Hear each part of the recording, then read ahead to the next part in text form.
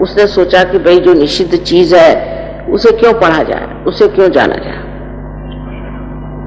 लेकिन उसके बाद 16वीं शताब्दी में यहीं पर इसी महाराष्ट्र में अनेक साधु संत, हम लोग भूल गए उनको, उन्होंने यहां अपना खून सींचा और अनेक बार कुंडलिनी पर उन्होंने बताया। छत्रपति शिवाजी महाराज के गुरु रामदास स्वामी, उनसे पूछा गया कि ये कुंडलिनी का जागरण कितनी देर में होता है, तो उन्होंने कहा तत्क्षण, उसी क्षण होता है, किंतु लेने वाला चाहिए और देने वाला चाहिए। ये सारी बातें अब किताबों में रह गई और बाकी सब बेकार की बातें आज समाज में फैल रही हैं। वो इस तरह से फैल रही हैं जैसे कोई आग फैलती है, और हमारे समाज का सर्वनाश इसी फैलती हुई आग से होने वाला है, क्योंकि हमारे पास सत्य का दीप नहीं है। हम देख नहीं पाते कि कहां हम जा रहे हैं, हमारा रास्ता कौन सा है, हम किस मार्ग पे अग्रसर हो रहे हैं। विशेषकर विदेशी लोगों पर का असर स्वतंत्रता के बाद हमारे ऊपर बहुत जोरों में आ गया। पहले तो हम अंग्रेजों से लड़ते रहे, तब तक हमारी संस्कृति के प्रति हमारी श्रद्धा रही, और हमारे महान जितने भी नेता हुए उन्होंने भी उस संस्कृति का बड़ा मान रखा। आपको ये कहने में मुझे जरा भी हिचक नहीं होती कि भारतीय संस्कृति से बढ़ के संसार में कोई संस्कृति नहीं। इन बाहर के लोगों को म्लेच्छ कहा जाता था। ऐसा कहना है जहां की एक बार ईसा मसीह कश्मीर में शालिवाहन राजा से मिले थे। शालिवाहन ने बाद में यहां भी राज्य किया, तो उन्होंने उससे पूछा कि भाई तुम कौन हो? ईसा मसीह ने कहा मेरा नाम है ईसा और मैं म्लेच्छों के देश से आया हूं, यही मेरा देश है, मुझे यही अच्छा लगता है। तो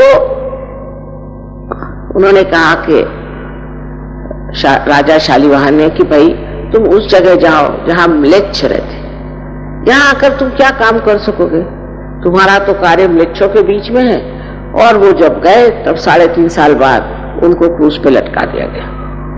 म्लेच्छ का अर्थ है मल इच्छ, जिनकी इच्छा मल के ही ओर जाती है।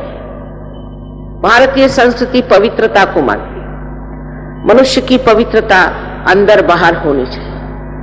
इस पवित्रता के सहारे ही हमारा यहाँ का संसार चलता था और इसीलिए पवित्रता का आदर किया जाता था। जो मनुष्य अपवित्र है और जो मनुष्य गंदे काम सिखाता है, ऐसे आदमी को हमारे यहाँ कोई स्थान नहीं था।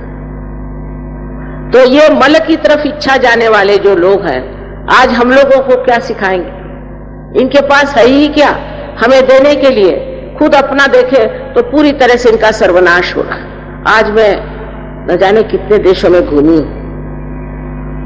उनके अंदर जो बिल्कुल मूलतः जो पवित्रता का विचार होना चाहिए वो ही नहीं है। वो तो समझते ही नहीं, न जाने कैसी कैसी बातें वो निकालते हैं। छोटे बच्चों को मार डालते हैं, उनको पता नहीं क्या करते हैं, दुनिया भर के गंदगी मने नर्क से भी बदतर चीजें वो लोग करते हैं। उनसे हमें क्या सीखने का है?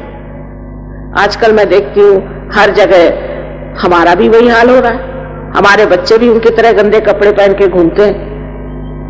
गंदगी तो उनके जीवन का लक्ष्य ही है और उसी ओर जाते हैं, और हजारों वर्ष से हमने इनको म्लेच्छ कहा। इनसे कुछ सीखने लायक नहीं। भारतीय संस्कृति के और फिर से आप मुड़िए। इसका मतलब मैं नहीं कह रही कि कोई धार्मिकता का वो झंडा लेके चले या कुछ नहीं। धर्म अपने अंदर होता है। जब तक वो जागरूक नहीं होता, किसी भी धर्म का नाम लेना बिल्कुल व्यर्थ बात है। कोई हिंदू हो, चाहे मुसलमान हो, ईसाई हो, कुछ भी हो, वो हर तरह का पाप कर्म कर सकता है। उसको कोई धर्म रोकता है? कोई रोक नहीं सकता। पर जब आपके अंदर धर्म जागृत हो जाता है तो आप स्वयं एक साधु हो जाते हैं। एक संत हो जाते हैं। उसके लिए घर द्वार छोड़ना ये इसकी कोई जरूरत नहीं, ये सब अंदर की महिमा है। इसीलिए जब हम अंदर के अंतरतम अपने सौंदर्य को जानते हैं, अपने गौरव को जानते हैं, तभी हम अपनी इज्जत करना शुरू कर देते हैं और उस आत्म के प्रकाश में जो कुछ गंदगी अपने आप छूट जाती है। आश्चर्य तो यह है कि ये म्लेच्छ लोग जहां मैं जाती हूं, ये आप लोगों से आगे बढ़ गए। मेरे ख्याल से जितने ये नीचे गर्त में थे उतने ये ऊंचे उठ गए। पता नहीं कैसे, मेरे तो समझ में नहीं आता कि लाखों के तादाद में इन्होंने आत्मदर्शन की इच्छा करी। जिन्होंने भगवान का नाम भी नहीं सुना, ऐसे रशियन लोग हजारों के तादाद,